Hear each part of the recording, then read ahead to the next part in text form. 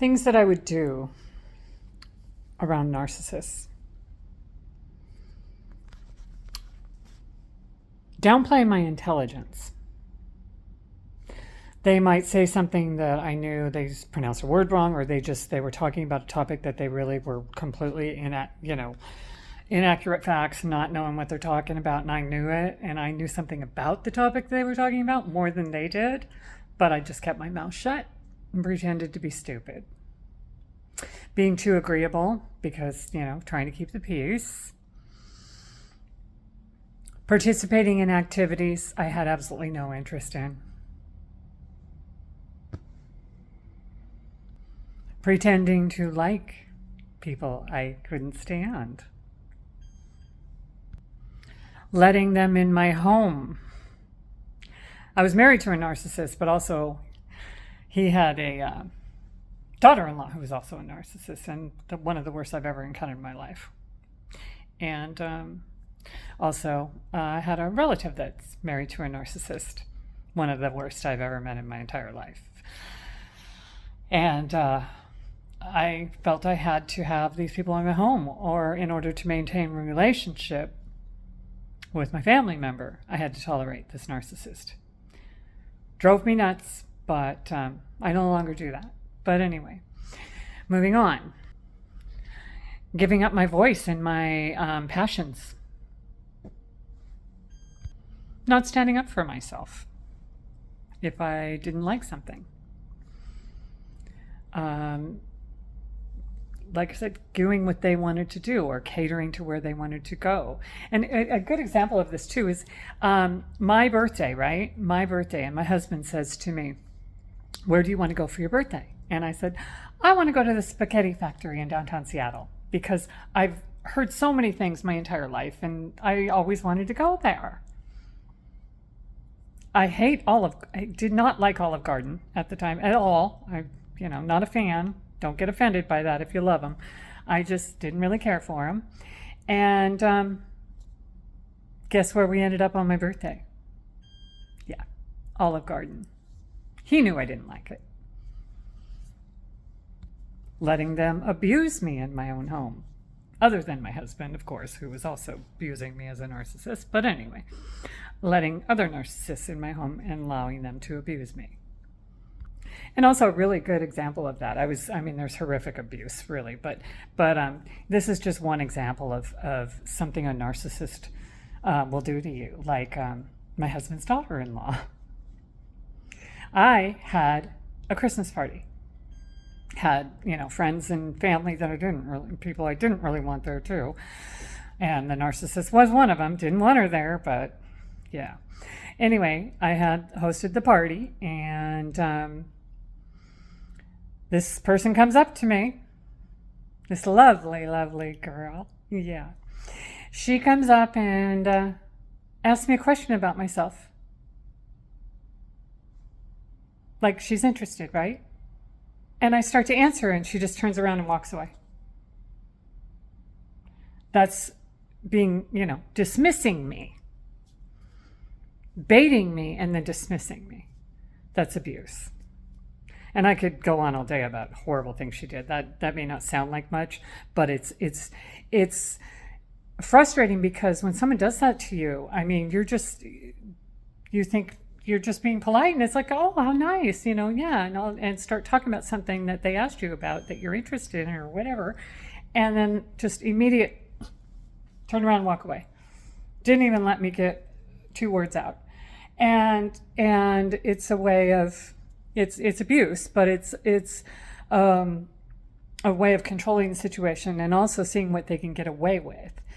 But what it did to me is it made me feel stupid.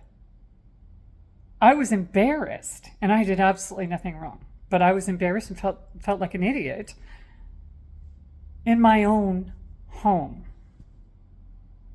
at my party that I was hosting. Being left out of conversations. We would go to my husband's daughter's house and in another state, and they would talk about I won't say what it is. Okay, I will say what it is. They were all into the electrical business. Okay, they would talk, they're electricians, whatever, and they would talk about that for hours on end, or their own family memories. I was always completely left out of the conversation. Always. Because I couldn't participate in that. I didn't know what they were talking about, and I'm not part of their family memories. Always left out. And if I tried to contribute, I was often cut off as well. And especially from the daughter-in-law. Oh my God. Just cut me off mid-sentence. Or, all of his family, really. They would just completely cut me off when I was speaking. And, one time I kind of lost it and I said, "Excuse me, I was talking." And then I look like I'm crazy and I'm the problem. Another situation,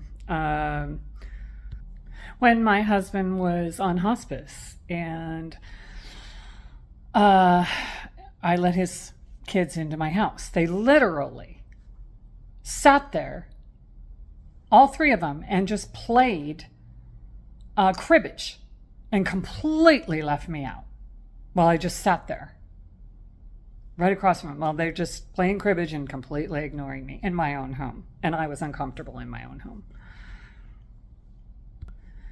Being forced to hang out with people I didn't want to hang out with, that didn't like me. One particular situation was really uncomfortable because I went to Hawaii for son and daughter-in-law's wedding. Didn't really want to go because I knew it would be a situation where I was trapped, and it was the nightmare. I could tell stories about that one. Oh, nightmare scenario for me. But I went. It was always just, I'm just trying to get through this. I just got to get through this. But everybody went on a fishing trip. I didn't go, thank God. Everybody got sick, pretty much, almost all of them, which I secretly found amusing. But anyways, I didn't go. And another person in the family didn't go. And I know she didn't like me. And we really didn't have any ease or comfort around each other. And I knew she didn't like me, and I didn't really want to be around her, And we were kind of pushed into going out to breakfast and spending some time together and hanging out. And all I wanted that day was to finally be away from everybody and get some peace. And it was uncomfortable and awkward, and hated every second of it. And I know she didn't want any part of it. Being trapped in the car. Vowing, I will never take another road trip with my husband. It always turned into a nightmare. It was always exhausting. It was always, we got to get there. And I'm talking like days-long road trips, right? Across the country kind of thing, across states, hours upon hours or days. And he wouldn't stop for food unless his grandchildren were in the car. Then he would stop for food. So I loved it when we had to take somebody else. Never for me. He wouldn't stop for photo ops. He almost left me at a rest stop because I had to go to the bathroom in the middle of a snowstorm after he'd been raging at me for hours in the truck. Silent treatment or raging, one or the other. But don't I dare open my mouth. Just absolute nightmare. And me saying I'll never ever do this again, and then doing it again. And every single road trip was just a miserable existence. It's like, I am of like, oh, I want to enjoy the road trip and take pictures. And then I got stuck on another road trip with my brother's wife, who, that is a whole story in and of itself, but she was very abusive to me on that ride, screaming at me in a parking lot, driving my car, threatening to leave me in the middle of a city that I didn't know, and raging and screaming at the top of her lungs, and me cowering and just saying, stop, please stop yelling at me, please, I love you. And I hated her fucking guts, but I love you, why, she just raged at me. And I literally I